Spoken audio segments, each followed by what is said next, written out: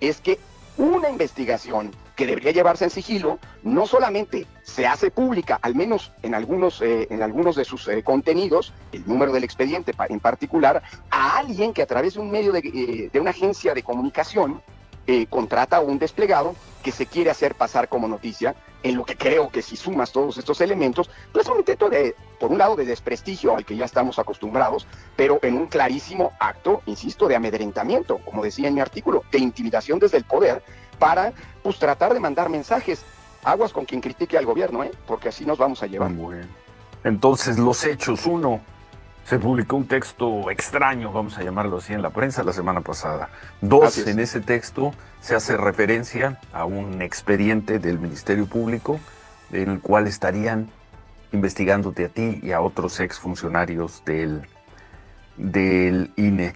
Y 3, moviéndote, tú sabrás cómo, alguien te acercó información de que en el INE están solicitando datos, están solicitando información sobre tu contratación, tu liquidación y no sé cuántas cosas más, Lorenzo. Esos son los hechos. En efecto. Ahora, bueno, si estuviéramos en un país... ¿eso qué? No, ante eso, bueno, pues yo creo que es importante varias cosas, Ciro. Ante eso, hacer público hechos que son verdaderamente ominosos y que demuestran pues, el uso faccioso de las instituciones de justicia, de procuración de justicia, para amedrentar a críticos o para cobrar venganzas. Por cierto, como ocurrió hace unas semanas con el rector Graue y con el exdirector de la FES Aragón, a los que se les condenó una insensata reparación por un presunto daño moral. De cantidades altas de dinero. Pero esto evidencia... Cada uno. Y que ahí sigue, por lo pronto lograron detenerla con un recurso. Frente a eso, Ciro, y por eso te agradezco muchísimo el espacio, pues hay que elevar el costo, hay que evidenciar que este gobierno no es que sea igual.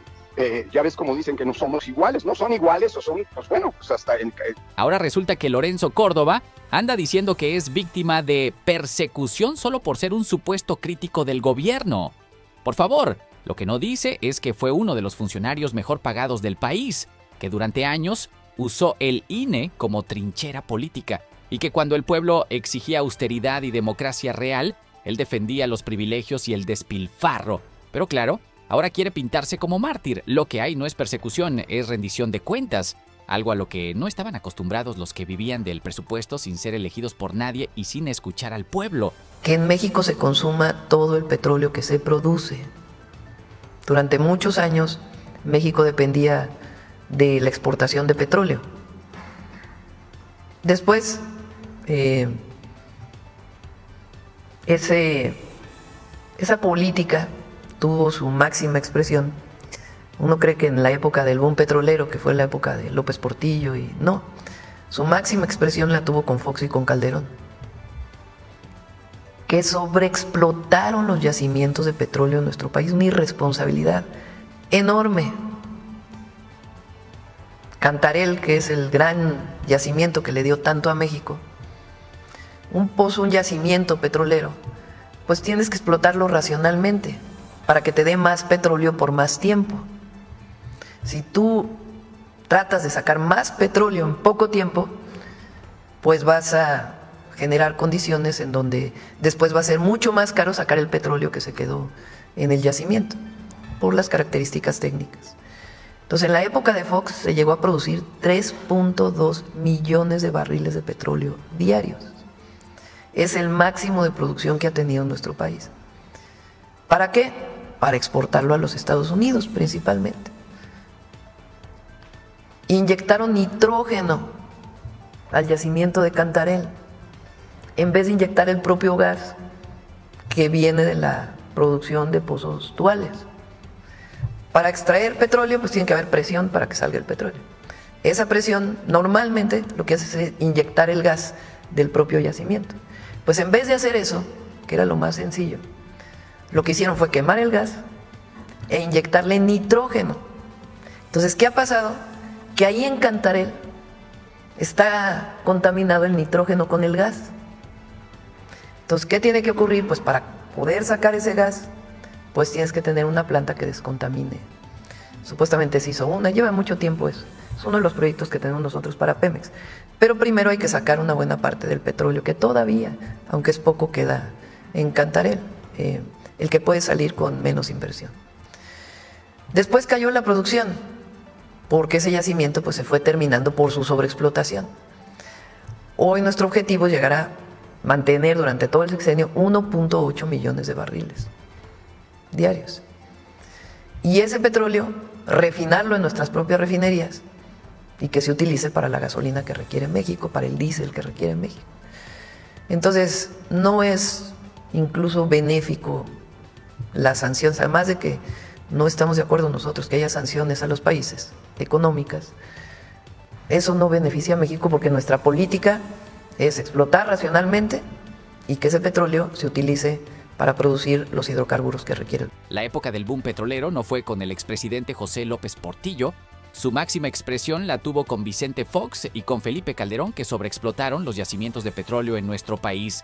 Una irresponsabilidad enorme, señaló la presidenta de México. De acuerdo con el Anuario Estadístico de Petróleos Mexicanos, la mayor producción de petróleo crudo ocurrió en 2003, cuando llegó a los 3.383.000 barriles diarios a la mitad del sexenio del panista Vicente Fox. Pero esta producción se utilizó para hacer exportaciones a Estados Unidos, criticó la presidenta en su conferencia matutina. Según los informes de la petrolera mexicana, en 2006, el último año de la administración de Fox, se exportaron 1.793.000 barriles diarios de crudo, la mayor cantidad desde entonces. En este sentido, recalcó que la política petrolera de la actual administración es mantener la producción en 1.8 millones de barriles diarios a lo largo del sexenio y ese petróleo refinarlo en nuestras propias refinerías, añadió. Asimismo, expuso que en el yacimiento petrolero de Cantarell se extrajo el petróleo a través de la inyección de nitrógeno en lugar de inyectar el gas del mismo sitio, el cual simplemente se quemaba. Por tanto, está contaminado el nitrógeno con el gas y para sacarlo se requiere una planta que lo descontamine. De verdad, decirles que México es un ejemplo ante el mundo entero. La Cuarta Transformación le ha devuelto la dignidad al pueblo de México y eso es muy importante. Durante años los presidentes veían a otros países viendo ejemplos fuera de México. Y claro que siempre hay que buscar buenas cosas que se hacen en otros lados, pero nunca hay que perder, jamás, porque somos un pueblo extraordinario, un país extraordinario, el orgullo de ser mexicanos y mexicanas. Y eso es lo que nos da la fuerza para negociar con los Estados Unidos, porque su presidente y todo el pueblo de Estados Unidos sabe que el pueblo de México es mucha pieza, que aquí hay mucho pueblo. Y que sepan también que amamos, que queremos, que protegemos a nuestros hermanos paisanos que están del otro lado. Ellas y ellos, nuestros hermanos migrantes, cuidan a su familia. A ver, ¿quién tiene hermanos por allá? Primos, sobrinos, allá del otro lado. Todos. Somos pueblos hermanos. Pero además, lo decimos siempre en las reuniones, en todos lados, públicamente, en privado y en las reuniones con el gobierno de los Estados Unidos. Las mexicanas y los mexicanos no solamente somos solidarios, desde allá envían a sus familias el apoyo, las remesas, sino que las y los mexicanos sostienen la economía de los Estados Unidos. Porque no habría campo en Estados Unidos sin los trabajadores mexicanos. La presidenta no se anduvo por las ramas y lanzó un mensaje poderoso. La Cuarta Transformación le ha devuelto la dignidad al pueblo de México, porque sí, aunque les ardan a algunos, somos mucha pieza. Después de décadas de gobiernos que humillaron al pueblo, lo endeudaron y lo usaron solo para votos, hoy se habla con orgullo de la gente trabajadora del México profundo, del que nunca se rindió y ahora sí tiene voz y decisión. La 4T ha demostrado que no hace falta robar para gobernar, que el dinero alcanza cuando no se lo clavan y que el pueblo informado y organizado puede más que cualquier élite enojada.